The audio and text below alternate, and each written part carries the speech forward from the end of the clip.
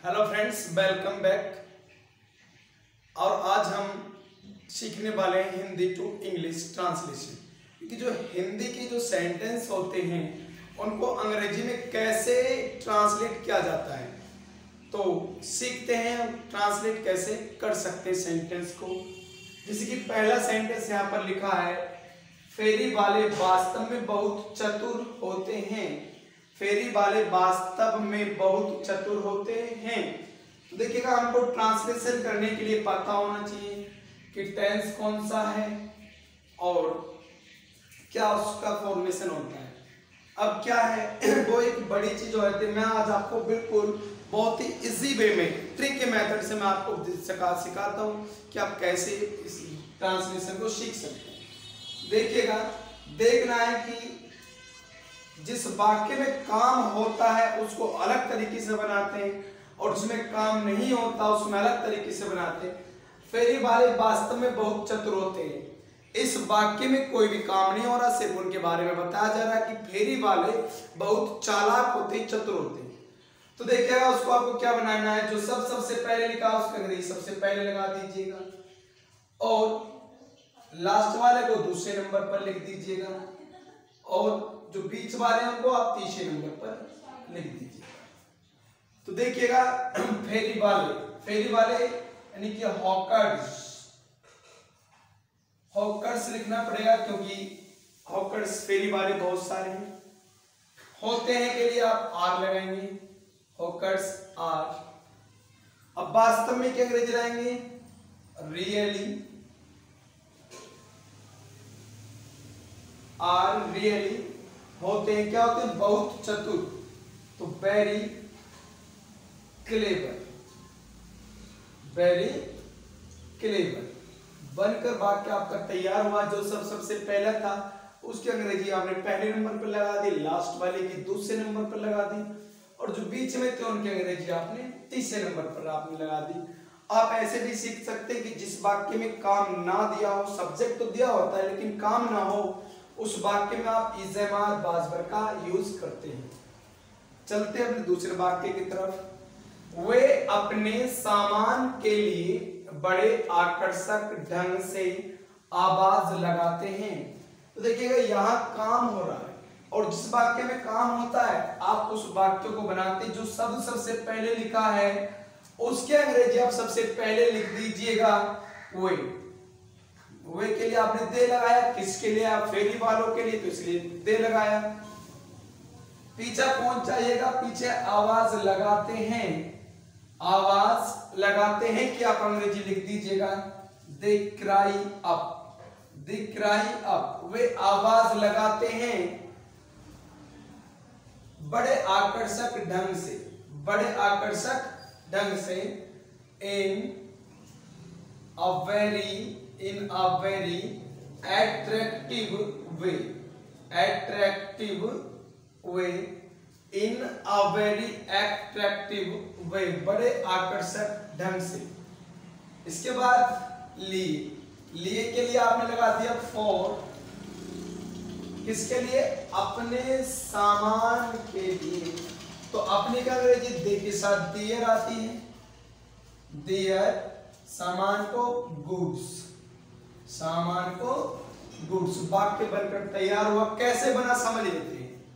देखिए, जिस वाक्य में काम होता है आप उसको कैसे बनाते हैं, जो शब्द सबसे पहले दिया है उसके अंग्रेजी आप सबसे पहले लगा दीजिएगा, फिर वाक्य को पीछे से आगे की तरफ बनाते हुए चले आना है, किसी भी शब्द को छोड़ना नहीं है।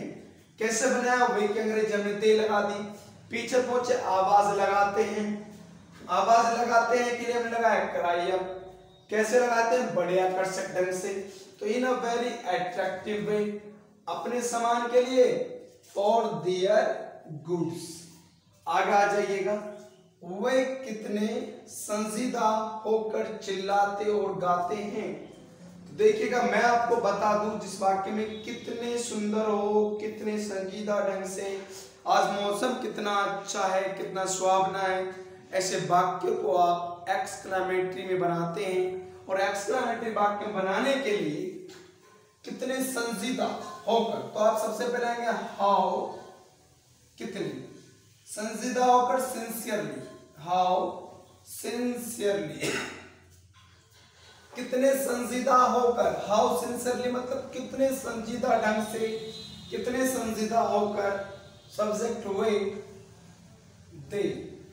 देखिए इसमें इन्वर्जन चलता है, यानी कि सब्जेक्ट पहले आता है, नहीं इन्वर्जन नहीं, हाउ सिंसियरली दे यानी कितने संजीदा ढंग से, दे वन वे चिल्लाते हैं, क्राई अप चिल्लाते हैं, और के लिए एंड और गाते को सी, और अंत में आप लाएंगे एक्सक्लेमेटरी चिन्ह। इसका रूल अलग होता है, इसका अलग होता है।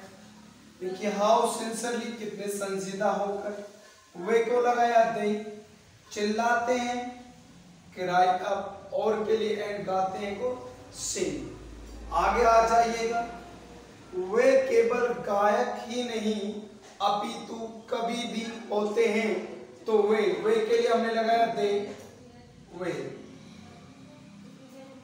वे केवल गायक ही नहीं अपितु कवि भी होते हैं, दे मान वे आर होते हैं, नॉट ओनली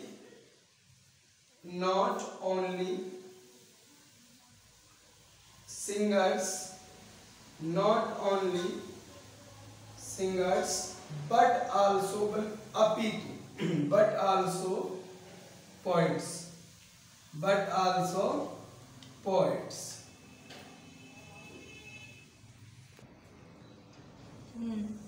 वे कितनी शीघ्रता से पद रच लेते हैं, वे कितनी शीघ्रता से पद रच लेते हैं, ये भी आपका एक एक्सक्लेमेटरी सेंटेंस है। कितनी शीघ्रता से, हाउ क्विकली, कितनी शीघ्रता से, वे को दे, वे यानी कि रच लेते हैं, पीछे से पहुंचे रचने को कंपोज, दे कंपोज वो रच लेते हैं क्या, पद को, द वर्सेस पद। और एक्सक्लेमेटरी चिन्ह आपको लगाना होगा क्योंकि वाक्य हाउ प्लस एडजेक्टिव से शुरू है। क्या जादू ये गवैये पैदा करते हैं, देखिए क्वेश्चन वर्ड नहीं है, क्या जादू यानी कि क्या जादू ये गवैये पैदा करते हैं। एक्सक्लेमेटरी जो सडन फीलिंग है वो उसको यहां से निकल के वो आ रही है, क्या जादू, ना कि क्वेश्चन वर्ड। तो व्हाट अ मैजिक, क्या जादू मतलब व्हाट अ मैजिक, क्या जादू। अब बना दीजिएगा, ये गवैये पैदा करते हैं, ये को क्या कहेंगे, दीज गवैये। भैया गवैये क्या है, ये गवैये क्या है, जो गाने वाले होते हैं, सिंगर्स आप जिसको कहते हैं गायक, तो दीज सिंगर्स ये गवैये पैदा करते हैं, प्रोड्यूस और एक्सक्लेमेटरी चिन्ह, what magic these singers produce, ये फेरी वाले गरीब परंतु कितने चतुर होते हैं, तो दीज हॉकर्स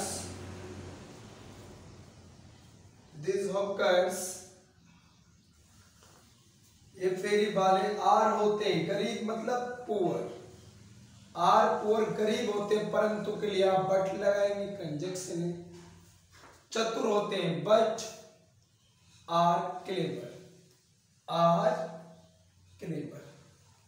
दोस्तों यदि आपको ये वीडियो हमारा पसंद आया हो तो वीडियो को लाइक कीजिएगा और अपनी राय आप कमेंट बॉक्स में जरूर बताएं। और आप यदि हमारे चैनल पर नए हैं तो चैनल को सब्सक्राइब कर लें और इस वीडियो को ज्यादा से ज्यादा शेयर करें ताकि दूसरे बच्चे भी ट्रांसलेशन सीख सकें। थैंक यू, धन्यवाद।